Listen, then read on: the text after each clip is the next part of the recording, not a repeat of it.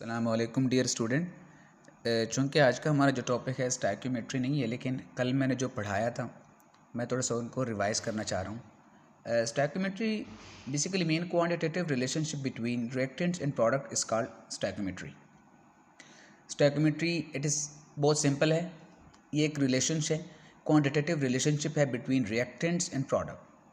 We can simply say that how much reactant are required to be used and how much products will produce or formed in a reaction. एक reaction में कितना reactant दरकार है, कितना reactant use होगा, consumed होगा और कितना प्रोडक्ट बनेगा. This is what we called स्टैक्योमेट्री.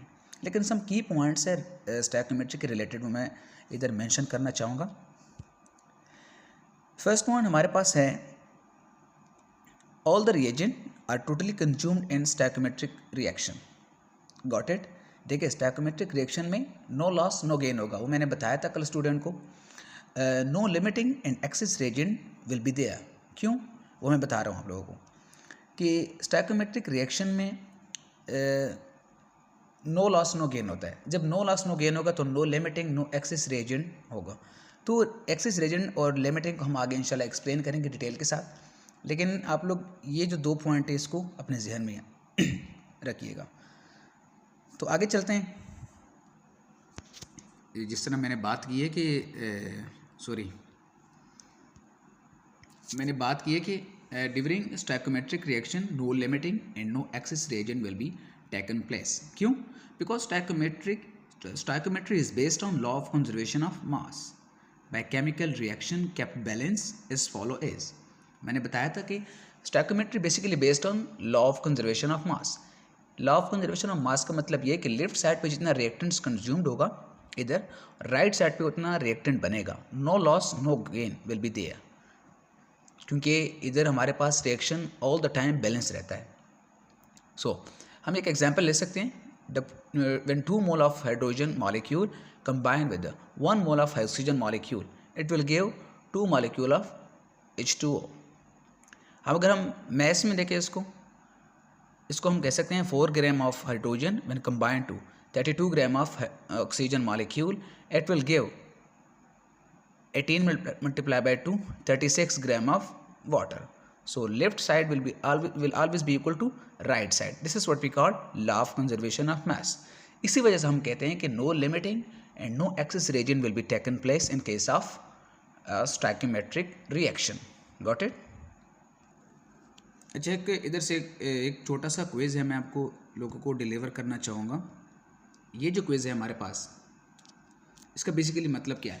why we have to change the quantities is AMU molecular masses and formula masses into moles in stoichiometry.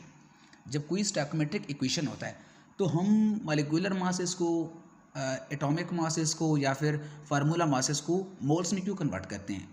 उसका रीज़न है. It is because if we take an molar or molecular masses then molecular mass of H2 is less than O2. देखिए समझने वाली बात है ना. अगर हम हाइड्रोजन को उसके मॉलिक्यूलर फॉर्म में ले लें तो इसका कितना बनता है 2 ग्राम और इसका कितना बनता है 32 ग्राम. तो ये डिस्टर्बेंस क्रिएट होती है ना.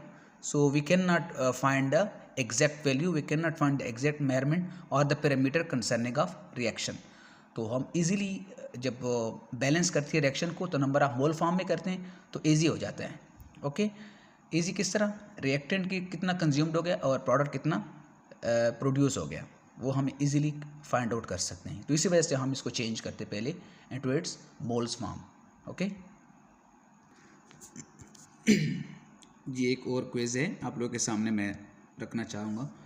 ये जो क्वेश्चन है हमारे पास, which of the following statement is wrong about balance chemical reaction और इक्वेशन. नंबर 1, जब बैलेंस केमिकल रिएक्शन होगा तो कौन सा स्टेटमेंट इधर गलत साबित होगा? First, follow of it follow law of conservation of mass. B, same number of molecule on both side will be there in case of stoichiometric reaction. Number C, same number of atom on both side. D, all is correct. कौन सा सही लग रहा है आप लोगों को? करनी ये आप लोग मुझे बताइएगा. कल जो स्टूडेंट ज्वाइन करेंगे वो ज़रूर बताइएगा. ये स्क्रीनशॉट ले लें इससे कि इसमें कौन सा ऑप्शन ठीक आ रहा है. ओके, आगे बढ़ते हैं. अच्छा, अभी मैं बात करना चाहूँगा अबाउट मोल। मोल क्या चीज़ है? Simple for any decade or नम स्टूडेंट, सिंपली आप लोग ये समझिए कि मोल एक यूनिट है। जिस तरह हम चीनी लेते हैं किसी बाज़ार से, किसी दुकान से, तो उनके पास जो हम चीनी के लिए जो है स्टैंडर्ड यूनिट क्या है? केजी है। तो mole is just like simple unit. अच्छा, mole is system international unit for measurement of large quantities of very small entities, that is atom, molecule and a formula unit. जिस तरह KG हम चीनी